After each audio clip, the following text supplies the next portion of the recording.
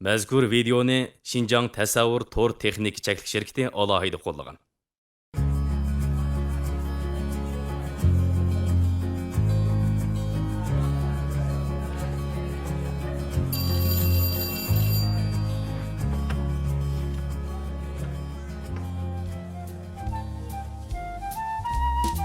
Yaxshimisiz savodashlar? Yaxshimisiz? Yaxshimisiz.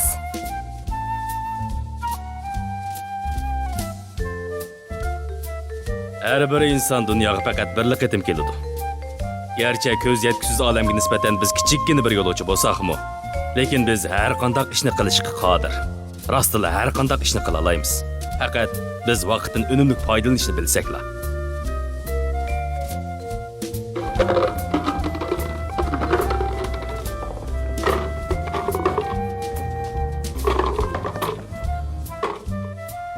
Bu qutining ichi to'shdimi? To'shdi. To'shdi.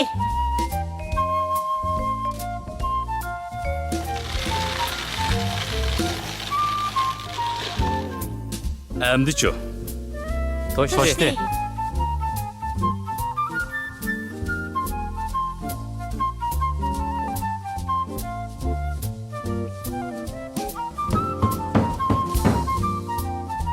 Endi butunlay to'shdimi? Ha. Yaxshi.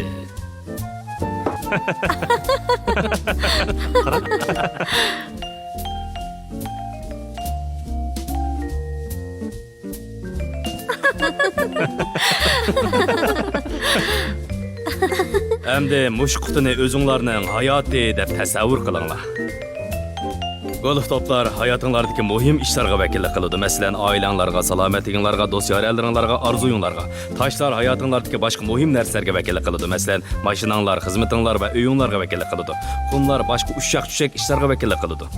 Agar oldi bilan qutiga qum qo'ysanglar, u chaqda qutida golf top yoki toshlarni sag'udek o'rin qolmaydi. Hayotmi dal mushunga o'xshaydi. Navoda sizlar barliq vaqtinglar ham zehninglarni ushshaq-tushak ishlarga sarf qilsanglar, undaqda haqiqiy muhim ishlarga vaqt ajratolmay qolsizlar. Shuning uchun diqqatinglarni o'zingizlarga haqiqiy xushallik olib keladigan ishlarga markazlashtiringlar. Qutiga avval golf topni selinglar, ya'ni hayotga haqiqiy muhim ishlarni qilinglar. Ondan keyingi qadamda qiladiganlaringlarni tizib chiqinglar, chunki qolganlarning hammasi qumga o'xshash arzimas ishlar. Qani so'zlar? Undaqda professor, pivo nimaga vakillik qiladi?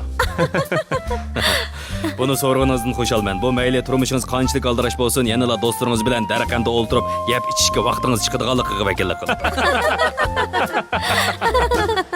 Men dunyoda orzusi yo'q odam borligiga ishonmayman.